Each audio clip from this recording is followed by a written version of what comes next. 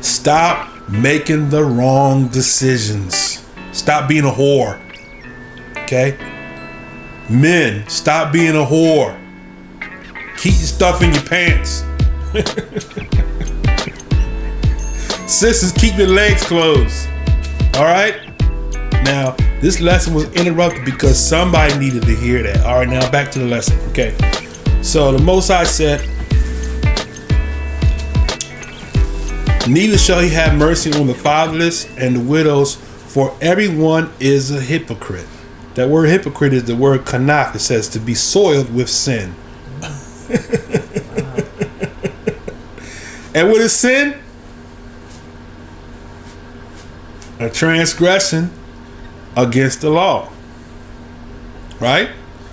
So a person who's a hypocrite is a person who transgresses the law of the Most High. So I'm going to say this, don't get offended.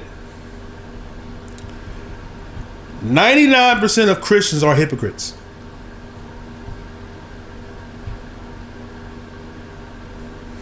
I wish I had a phone number for you to call. That was the moment right there for me. Just say call me, right? But send me an email. AskMalachi@gmail.com. Send me an email if you got a problem.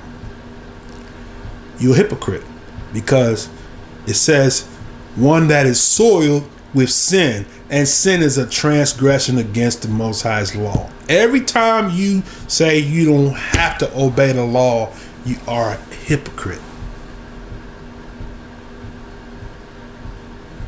All right, you like that? I figured you would.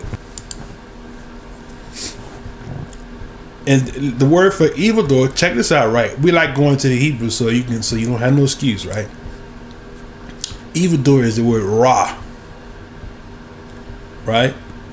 Like Amin Ra, which means to spoil by breaking to pieces. Figuratively, to make or to be good for nothing. That's heavy, isn't it? To be good for nothing. That is bad. Physically, socially, or morally. Let it sink in. See that?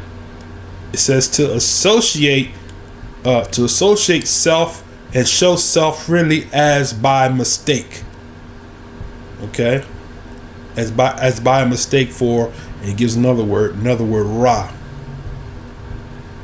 And the word ra is, it says to tend to a flock, to pasture it. You are physically, socially, and morally wrong, and you're an associate of selves and show self-friendly. So, in other words, a lot of these pastors, right, show themselves friendly, right, so they can get what they want to get out of you. Because of the disobedience, right, of the evilness, or as we read, to be, I'm going to add this here, inflamed to sin. That the judgment of the Most High is coming upon the children of Israel. So what is there left to do? Repent and turn away from lawlessness, right? Let's go to Isaiah 3. YHWH 3. And there was a time where we didn't see those things in the church. Mm-hmm. Nobody was making over the pastors or the leaders like that. Mm-hmm. Not that you didn't appreciate them, but nobody was worshiping them like that. They weren't up on a pedestal like that. Mm-hmm. And I can concur with that, because I remember my dad had started an organization, and when he came in the building, the people was like, everybody stand, the bishop's here. My dad said, don't do that. he nipped that in the bud. He don't want nobody giving me any glory. In the day in which we live, everybody wants to go out and start a congregation. You know why? Because it's something personal in it for them. But do you not know the apostles, the 70, and the original people? What they did, they ran to the world with the message, folks. They weren't concerned about starting a denomination or starting some order. They had found him. They were sure they had found him. And the next thing was they ran and told everybody, you come and see. Isaiah said, in the year when King Uzziah died, I also saw the Lord. And when I saw him, he was high and lifted up. His train, the garments of God, the covering of God. I want you to hear this. There's a revelation here, folks.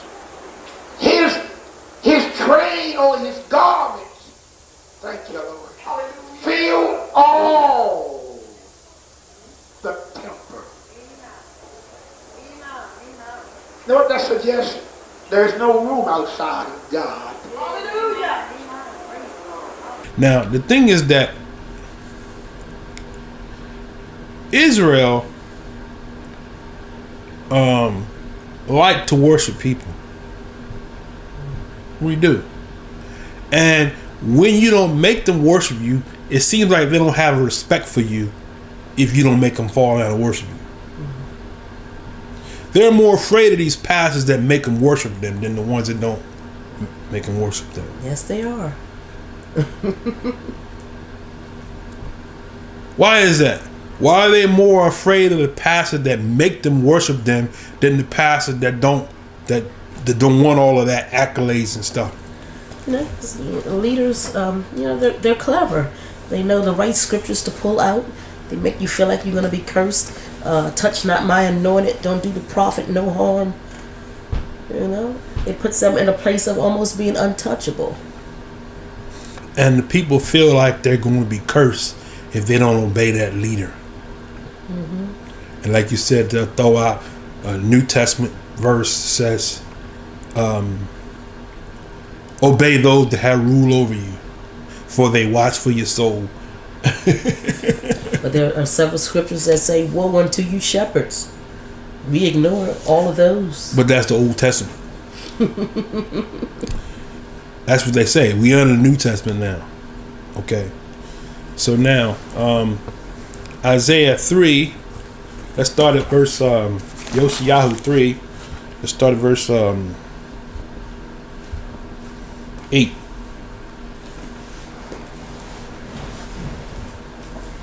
Start at verse 7. Verse 7. In that day shall he swear, saying, I will not be a healer, for in my house is neither bread nor clothing. Mm-hmm. Make me not a ruler of the people. Mm-hmm. For Jerusalem is ruined and Judah is fallen, mm-hmm. because their tongue and their doings are against Yah, mm-hmm. to provoke the eyes of his glory. Mm-hmm. The show of their countenance does witness against them, and they declare their sin as Sodom. Mm. They hide it not. Woe unto their soul, for they have rewarded evil unto themselves. Say ye to the righteous that it shall be well with them, for they shall eat the fruit of their doings. Woe unto the wicked, it shall be ill with him, for the reward of his hands shall be given him. Mm-hmm. As for my people, children are their oppressors, mm-hmm. and women rule over them. Mm-hmm. O my people, they which lead thee cause thee to err, and destroy the way of thy paths. Yah standeth up to plead and standeth to judge the people. Okay, wait a minute. So he says, for my people, Israel, children are their oppressors. Wait a minute. Just think about that. How, in today's time, can the children oppress you? Talk about that. How can children oppress you in today's time? In contemporary ages, how can a child oppress you? Well, they can oppress you financially, emotionally, if you allow them to. With what they want. Say it again. With what they want. The children are oppressing you with what they want. And you feel obligated to get it, even if you don't have a job to pay for it. And the children look at you like, why you can't do it? Mm-hmm. They don't care about whether or not you got to go to work or not. All they want is, I want. What they want is more important than what they actually need. Mm-hmm. The word oppress, and this is going to kind of, it's the word nagas. Kind of close to niggas. Nagas. A primitive root to drive. An animal, a workman, a debtor, by army, by implication, to tax, to harass, or to tyrannize. I'm going to read that again. The word for oppressor is the Hebrew word nagas, which is close to the word nigga, which is what the young people use in their rap songs, nigga. Right? It says to drive. That's what oppressor is, one who drives you. Children driving you crazy, right? Y'all drive me crazy. But you the parent, but they driving you crazy. The children need games. They need toys. Christmas time, this is a prime example. Christmas time come around, the kids will raise hell if they don't think you're going to buy them some Christmas toys. Right? Mm-hmm. And the parents feel the obligation.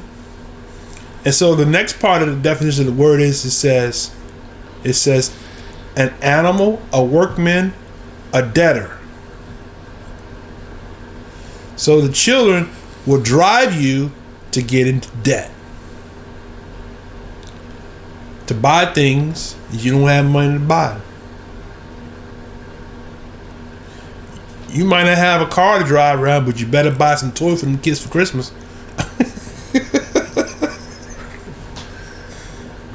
Huh?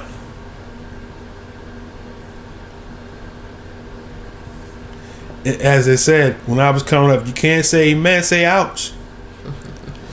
If you don't have transportation to go buy the toys, you better good and doggone get to that store and get them toys some kind of way, or those kids won't be happy and they're gonna drive you crazy.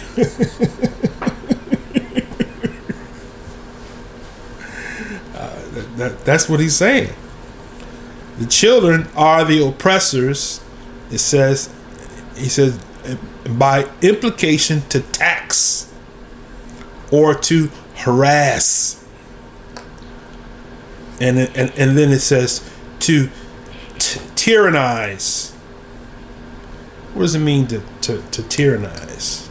Okay, it says tyrannize. Rule or treat someone despotically or cruelly.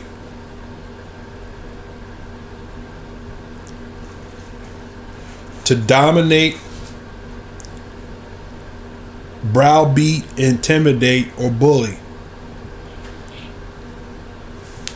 So children do that. They bully the parents. If you want me to be good, you need to do this for me. Where we were coming up, if mama and daddy wanted you to do something and you didn't want to do it, they put that strap on your behind. You wasn't giving them no ultimatum. You buy me this and I'll be good. No, you be good. You get your behind whooped.